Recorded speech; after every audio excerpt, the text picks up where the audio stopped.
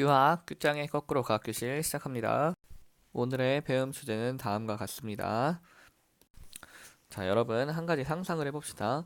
어떤 물질이 있습니다.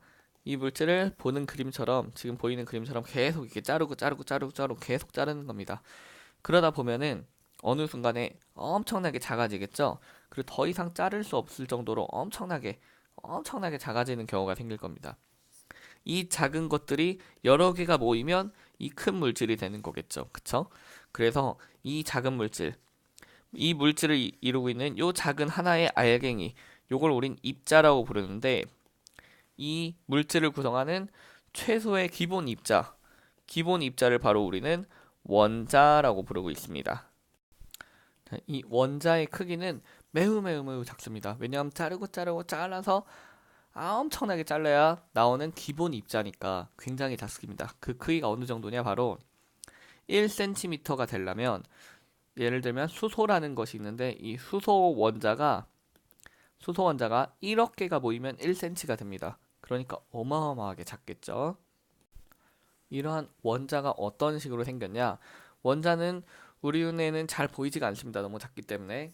그런데 이거를 확대해서 보면 어떤 구조를 이루고 있냐? 바로 원자는 중앙에 원자 핵이라는 것이 있습니다. 원자 핵이 있고 그 주변을 전자라고 부르는 것이 뱅글뱅글 돌고 있습니다. 원자 핵과 전자로 구성되어 있는 것이 이게 바로 원자입니다. 자, 그런데 이 원자 핵은 그 안에 양성자라는 것과 중성자라는 것으로 이루어져 있습니다.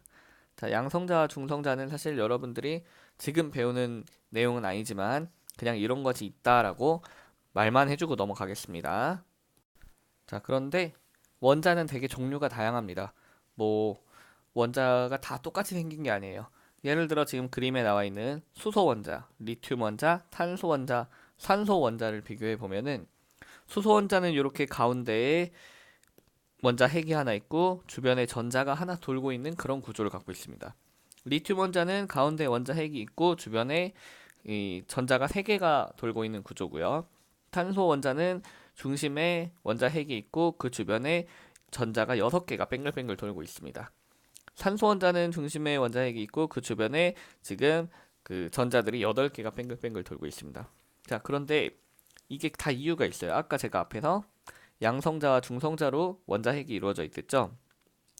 보통 원자 핵 하나에는 양성자가 한 개면 중성자도 한 개 있습니다. 자, 그런데 양성자가 한 개면 무조건 전자가 한 개예요. 같이 따라옵니다. 자, 리튬 원자 같은 경우는 그 말은 뭐냐? 리튬 원자는 지금 여긴 양성자가 3개고 중성자가 3개 이렇게 이루어져 있다라는 것입니다. 그러면은 양성자의 개수를 따라서 전자가 3개가 뱅글뱅글 돌게 됩니다. 그래서 제가 이걸 얘기하기 위해서 아까 앞에서 여러분들 내용은 아니지만 양성자, 중성자 얘기를 한 거예요. 왜 이렇게 다른지 이유를 알아야 되니까. 왜 얘는 하나고 얘는 왜 전자가 3개고 얘는 6개고 얘는 8개인지 이유를 알아야 하기 때문에 이야기를 해준 거고요. 지금 수소 원자가 하나만 돈다, 탄소 원자가 6개 돈다 이런 걸 외울 필요는 없습니다. 이것은 나중에 뒤에서 우리가 기호 같은 것도 좀 배우고 했을 때 더 심화해서 알려주도록 하겠습니다. 왜 이렇게 되는지 다 이유가 있습니다. 지금은 여러분은 그냥 전자가 한 개면 원자핵 하나에 전자가 하나 돌고 있다. 전자가 8개면 원자핵 하나 주변에 전자가 8개가 이렇게 뱅글뱅글 돌고 있다. 이 정도 사실만 아시면 되겠습니다. 자, 여러분 우리 마지막으로 지난 시간에 배웠던 원소와 이번 시간에 배운 원자를 헷갈려하는 친구들이 많아서 이걸 좀 구분하는 방법을 좀 알려줄게요. 원소라고 말하는 것은 물질을 구성하고 있는 기본 성분을 원소라고 말합니다. 반면에 원자라고 하는 것은 물질을 이루고 있는 기본 입자, 기본 단위를 원자라고 말을 하고 있습니다. 자, 그런데 이게 무슨 차이냐? 원소에는 예를 들어서 물을 구성하고 있는 물질을 물이라고 해볼게요. 물질 중에 물이라는 물질을 구성하고 있는 기본 성분은 바로 수소와 산소 원소입니다.